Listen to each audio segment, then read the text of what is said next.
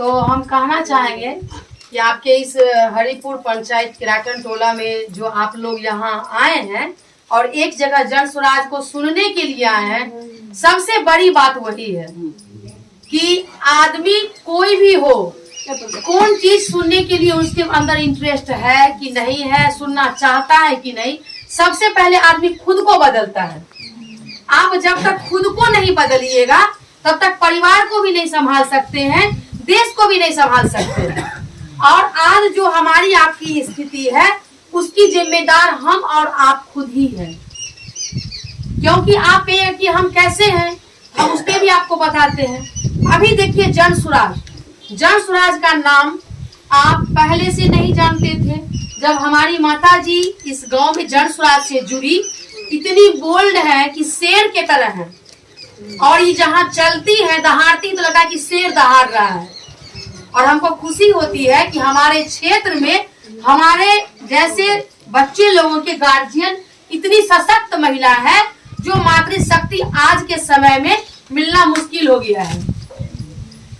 महिलाओं में क्या है, महिलाओं को देखिए तो घर संभालने से लेके हर जगह महिला ही संभालती है।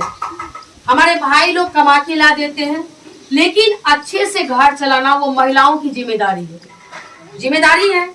आज अगर कोई सरकार बन रहा है तो उसमें में सबसे ज्यादा भागीदारी हमारी और आपकी है।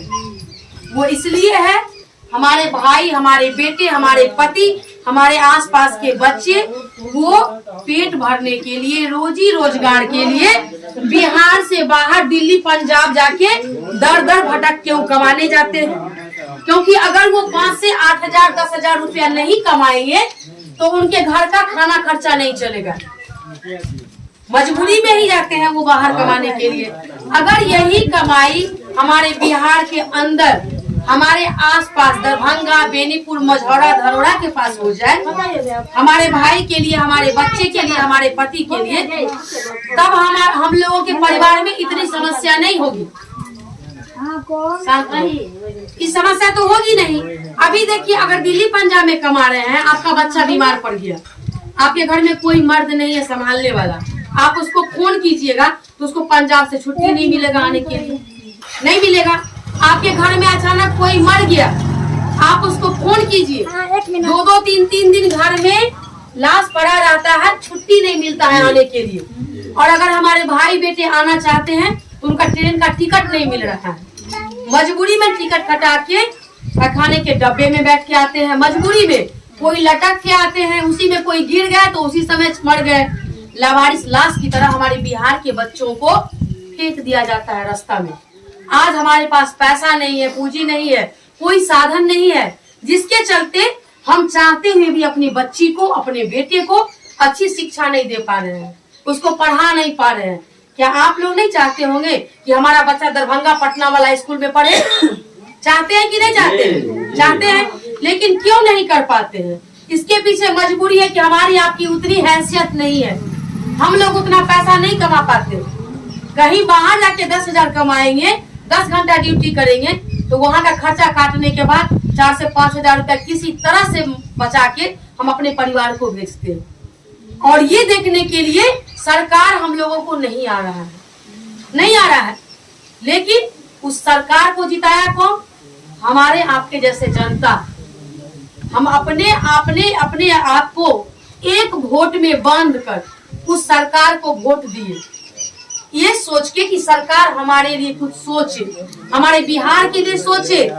यही उम्मीद पर दिए थे ना, वोट दिए थे ना। लेकिन आज तक अपने जीवन में इतना वोट कर दिए आप कि हमारी माता लोगों का जिंदगी खत्म हो गया, लेकिन बच्चा हम लोगों का रोड पे ही है, कहीं कुछ नहीं हो रहा है। तो हमारे जन स्वराज में प्रशांत किशोर जी जो है, जन स्वराज है, ये एक पार्टी है। जैसे नीतीश जी का पार्टी है ना जदयू, बीजेपी का पार्टी है ना मोदी जी, राजद के पार्टी है लालू जी, उसी तरह से जन स्वराज एक पार्टी है जिस पार्टी को खड़ा करने वाले हमारे प्रशांत भैया है। कौन प्रशांत भाई? इसमें देख रहे हैं आप लोग, ये हमारे प्रशांत भाई हैं। ये प्रशांत भाई बिहार का वो बेटा है, वो ईमानदार शख्स है जो बिहार की धरती पर बिहार को बदलने के लिए, हमारे आपके बच्चों के भविष्य को बदलने के लिए बिहार की धरती पर कदम रखे हैं, पैदल और पैदल। आज आप बताइए, जिस सरकार को हम वोट दे देते जिंदगी बर्बाद कर दिए, एक भी आम सभा करने के लिए हमारी सरकार नहीं आई है हमारे बिहार में। वोट के टाइम में हेलीकॉप्टर से उड़ के आते हैं। जब हम वोट देते हैं, वोट से जिताते हैं, तो हम वोट से जिता दिए और वो हेलीकॉप्टर से उड़ के चले गए, देखने तक नहीं आए। और ये सारी स्थिति देखने के बाद हमारे प्रशांत भाई, जो प्रशांत भाई अपनी बुद्धि से, अपने विवेक से नीतीश कुमार जी को कुर्सी दिलाए, उनको जिताने वाले यही इंसान है कि उनका कहना था प्रशांत भाई का कि आप जनता के लिए बिहार में अच्छा कीजिए, हम आपको बुद्धि से जिता देंगे। नीतीश जी को जिता दिए, वो 5 साल देखिए, 10 साल देखिए, कुछ नहीं हुआ, कुछ नहीं हुआ। मोदी जी को जिताने वाले हमारे प्रशांत भाई, इनको लगा कि अब मोदी जी को जिताते हैं, हो सकता है वो प्रधानमंत्री हैं, वो हमारी बिहार की गरीबी को समझेंगे। अब आप कहिएगा कि बिहार के लिए हमारे प्रशांत भाई इतना क्यों व्याकुल थे? क्योंकि वो बिहार के बेटा है, उनका परवरिश बिहार के अंदर हुआ है। सरकारी स्कूल में बोरा बिछा के हमारे प्रशांत भाई पढ़े हैं। उनका परिवार भी इतना गरीब था कि उनके दादाजी टायर गाड़ी चलाते थे।